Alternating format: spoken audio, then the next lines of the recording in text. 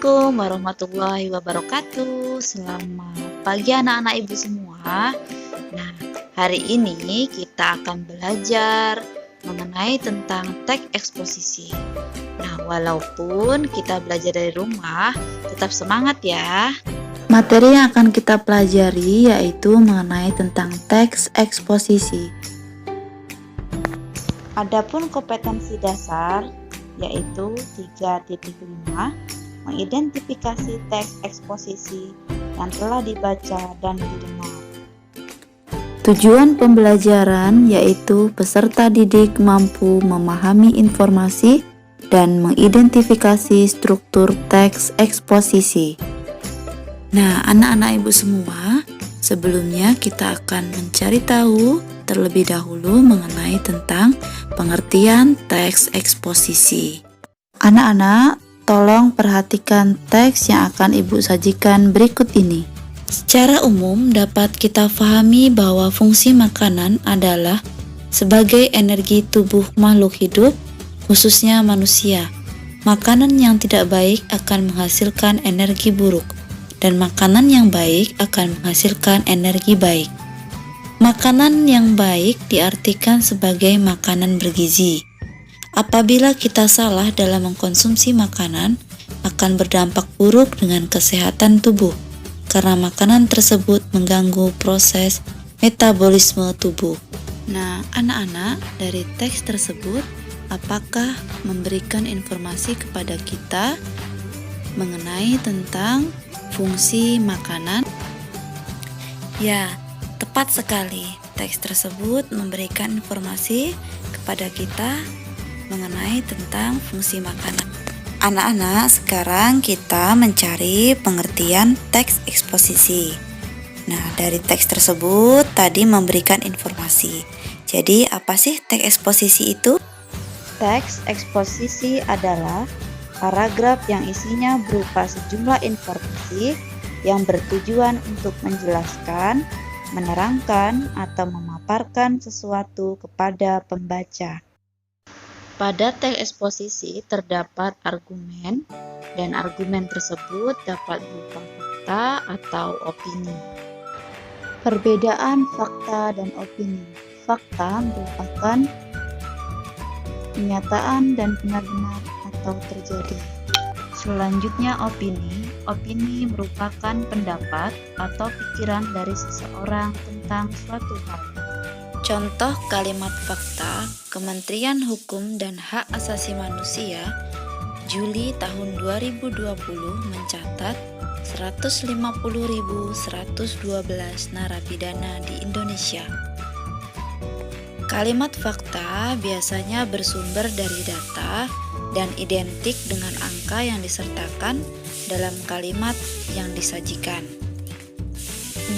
Namun, ada beberapa kalimat yang tidak menyajikan angka ataupun data, tetapi termasuk di dalam kalimat fakta. Contoh kalimat fakta tanpa angka atau data. Para mahasiswa di Jakarta demonstrasi agar pemerintah menurunkan bahan pokok.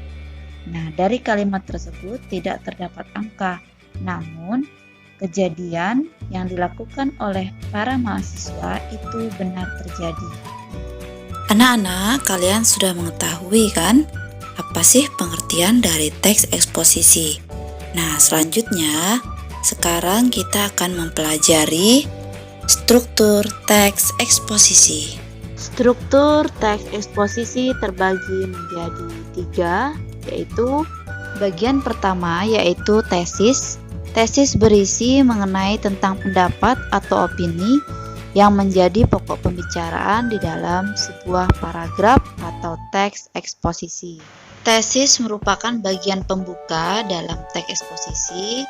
Nah, bagian tersebut berisi pendapat umum yang disampaikan penulis terhadap permasalahan yang akan diangkat dalam sebuah teks. Bagian kedua yaitu argumentasi. Nah, argumentasi merupakan unsur penjelas untuk mendukung tesis yang disampaikan oleh penulis. Argumentasi yaitu isinya biasanya dapat berupa alasan logis, data hasil temuan, fakta-fakta, bahkan pernyataan para ahli. Ya, kemudian argumen yang baik harus mampu mendukung pendapat yang disampaikan penulis atau pembicara, yaitu tesis di awal tadi. Jadi argumen mendukung tesis di awal. Setelah penulis menyatakan tesisnya atau pernyataan opini atau pendapatnya itu, dia beri penguatan dengan argumentasi yang diisi berdasarkan fakta-fakta, bukti, data, ataupun pendapat para ahli. Bagian ketiga yaitu penegasan ulang. Penegasan ulang merupakan bagian yang bertujuan menegaskan pendapat awal serta menambah rekomendasi atau saran terhadap permasalahan yang diangkat oleh penulis.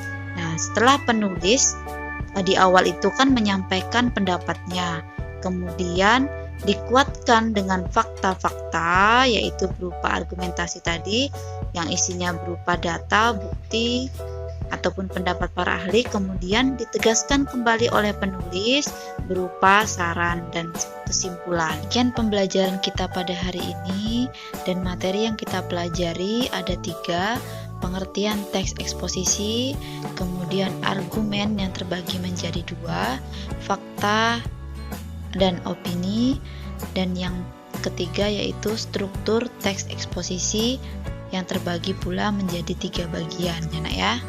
Nanti kita akan melanjutkan pembelajaran kembali dan masih mengenai tentang teks eksposisi, yaitu mempelajari tentang unsur-unsur serta kebahasaan yang terdapat di dalam teks eksposisi. Semoga anak-anak dapat memahaminya dan tetap semangat belajar di rumah. Sampai bertemu kembali. Cukup sekian dari Ibu. Mohon maaf apabila ada kesalahan. Assalamualaikum warahmatullahi wabarakatuh. Selamat pagi.